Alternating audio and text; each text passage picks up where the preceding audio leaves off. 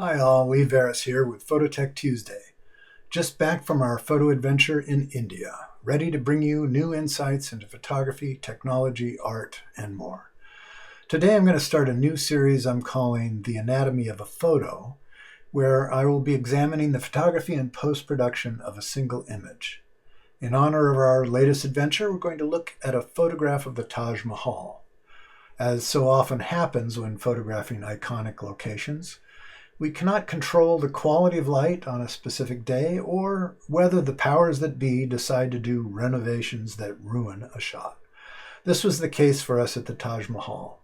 Our plan for a sunset shoot was complicated by dreary, hazy light and obnoxious scaffolding covering the dome of this beautiful building. The solution required a bit of color correction and old-school retouching. Let's take a look. Here's the original photo straight out of camera. Dreary, hazy light resulting in very low contrast image, slightly underexposed. After a bit of creative Lightroom adjustments, including a sky mask with color temperature adjustments, we get to this. And finally, with some old school retouching techniques, we get to our final image, removing the scaffolding. Let's dig in. So here in Lightroom, you can see my photos of the Taj Mahal. This top row here is from our sunset shoot on our first day in Agra. The camera position is across the river, off the property, but with an unobstructed view in a great position for sunset light. The sun is well to camera right. Unfortunately, when we were there, the sky was very hazy with the ubiquitous Indian dust, and we basically had no direct sunlight, just very soft, hazy light. This was our curse, but also, as it turned out, our savior when it came to removing the scaffolding, which is the whole goal here. We'll see how we get to that in a moment. First, here's the image right out of camera. It was very soft, hazy light. It's slightly underexposed, but the main problem is it's just so hazy. And I went from here to here with some basic Lightroom adjustments. So first, we'll start off with that, and then we'll see why this this was my attempt to use Lightroom and the generative fill. The remove tool to try and remove the scaffolding. But if we look at this closely, you can kind of see that everything that I'm trying to replace and regenerate, it didn't understand what the filial really looked like. And it's generated something that's very low resolution. You can kind of see the high res capture here is a 40 megapixel Fuji X-T5, and it's very detailed, but the generative fill that Lightroom does just doesn't match at all, and it's just basically unusable. So let's first get to our good version, because we want to end up in Photoshop with something that looks like this, and it's all done in high res, and it's all done old school, and I'll show you how to do that. But first, let's get our basic image adjusted and set up using Lightroom. So I'm going to go into the develop panel here, and looking at this, it's a little underexposed and it's also low contrast, and you can kind of see the histogram here. Most of the image is in this middle area, very middle grayish. So we're going to start by using the white slider, which is kind of the most contrasty way to add exposure. So we're going to drag, you can see the histograms dragging over. And I'm just going to get this just shy of clipping right about there. Okay, I don't want the sky to go completely white. I want some tone left in the sky. But it's helped overall in the brightness of the image. But I'm thinking it needs quite a bit more punch. So I'm just going to start with the clarity slider. And I'm just going to crank this clarity all the way up. And that's certainly added a lot of contrast, but I think it's added too much dark, shadowy contrast. So let's open up the shadows. So we're going to take the shadows to basically kind of open this up just a bit kind of right about in there. And then I'm thinking that I'd like to kind of enhance the sharpness on this texture. So I'm going to use the texture slider just a little bit here, just to kind of sharpen it up. No, not too much. Let's get it kind of like right about in there. Okay, so I'm kind of okay in general with this, but I want to sell the idea that this is at sunset. So I'm going to work on the sky, and that means I need to add a sky mask. So I'll go over here to my mask panel, and we'll click on sky, and we've got a nice sky mask here. And what I'm going to do is sort of change the color temperature to get this sort of dull gray sky to be more blue. So we'll kind of just nudge this over until I get this blue enough. Just, I don't want to go too far. Something like that now looks like we have some sort of blue sky going on. But I want the horizon to be pink, like a sunset. So I'm going to create another sky mask. And this sky mask, I'm going to intersect this mask with a linear gradient. And so this allows me to place this gradient mask sort of inside of the sky mask. So I'll select that. And we'll start from like right about here, I guess. And I'm just going to click and drag up. You can see I've got my green high mask color here, so it shows up against the pinker colors of the Taj. And I just want to get, kind of gradating from the full color down here up to revealing just the original blue sky from the first mask. And in this case, I'm going to warm it up.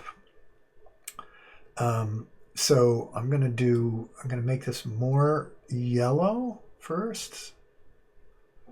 And now I want to make it pink, so that's in the tint slider, and make it more magenta. And we'll get this right up there. Something like that. I don't want the color to be too rich. Maybe we'll drag this, drag the pink up just a little bit like that. And okay, now we're ready to take this into Photoshop, where I'm going to use sort of old school retouching methods to get rid of this scaffolding. And therefore we'll have the full res of the image working for us. So let's go over to Photoshop.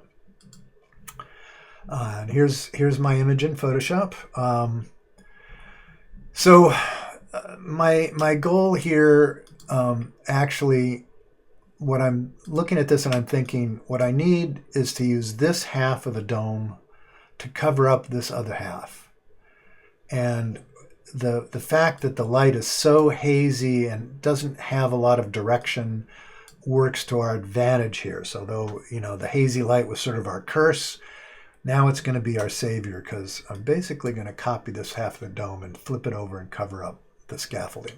But in order to do that, I want to cover up this scaffolding which shows up against the sky here. And I really only need to work on this half of the filial to reduce that scaffolding.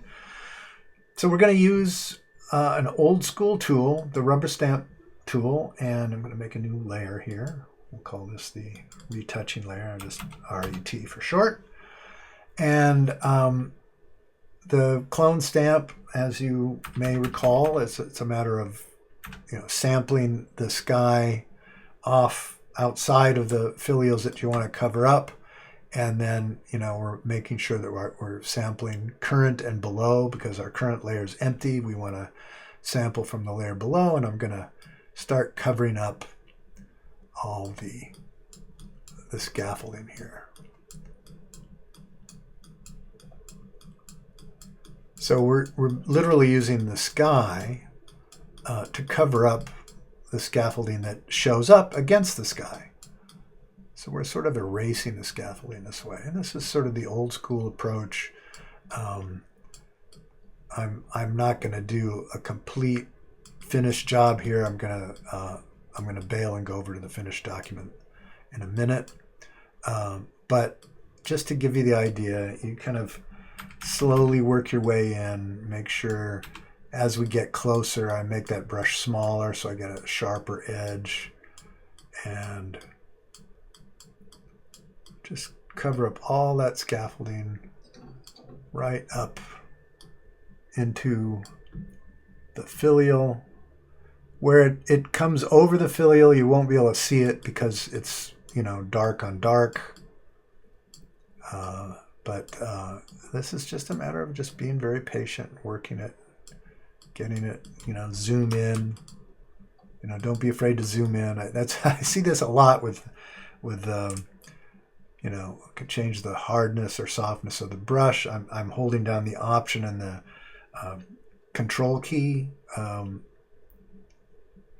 get this hardness a little bit harder here. So when I get close to the filial, I'll have a nice hard edge.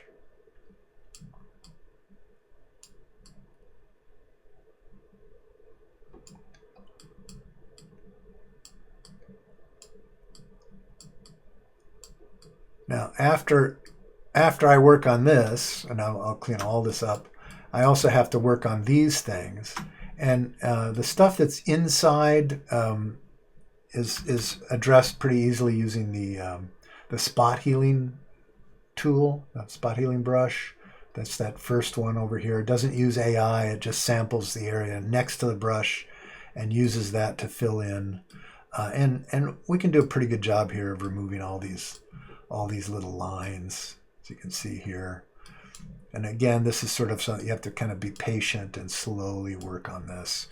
All of these little dark things.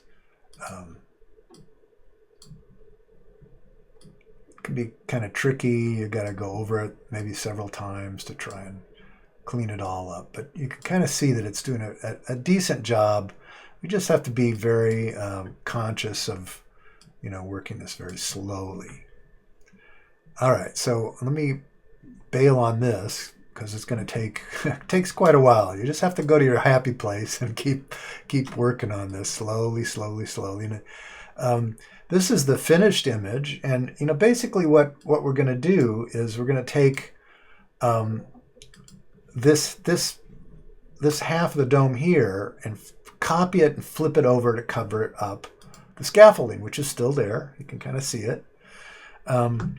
So let me just demonstrate that. I make sure I have my background highlighted, and I'm going to come in here, and we're gonna use a rectangular marquee tool. I'm going to place it right through the center of the filial and go to the outside of the dome. I'm going to come all the way down to kind of cover up all of this scaffolding. Goes all the way down here, so we're taking it right to the edge. And now the idea is that we're going to jump this selected area into a new layer. So Command or Control J jumps that selected part of the dome into a new layer. So now what we're going to do is we're going to flip this. So I'll go over to the Edit menu, Transform, and we'll flip it horizontal. And now we're ready. We can now move it to cover up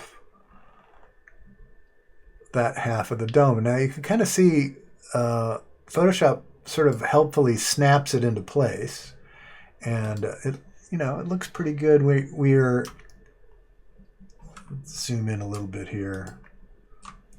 Not bad, not bad. It's all pretty symmetrical. The thing is that I'm going to have to come in here and retouch out the things that give away the ultra symmetry here. Maybe do a little kind of healing and spotting to reduce that. But you can see it's pretty effective. Now over here, the problem is this side of this dome is lighter because it's actually coming from this one, where there's a little bit of the direction of the light showing up. So this is pretty easy. We add a layer mask to it, and I'll use the brush tool and just sort of erase that portion so that we can see the underlying image.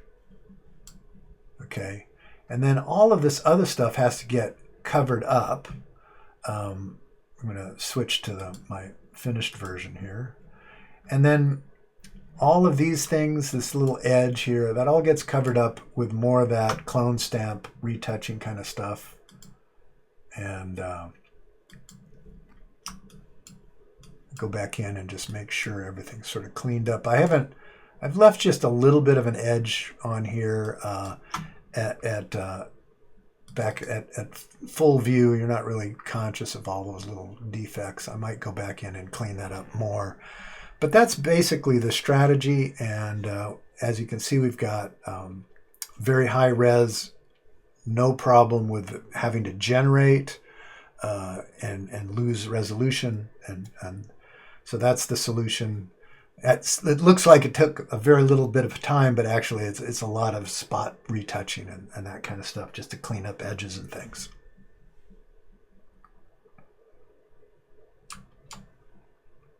All right, there you have it. As you can see, sometimes it's necessary to resort to old school techniques in Photoshop to get the best results when AI fails.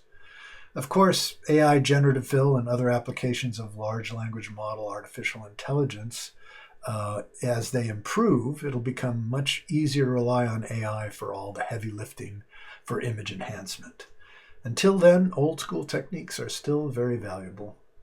I hope this inspires you to experiment with your own creative workflows, and I'll be back next week with more phototech explorations.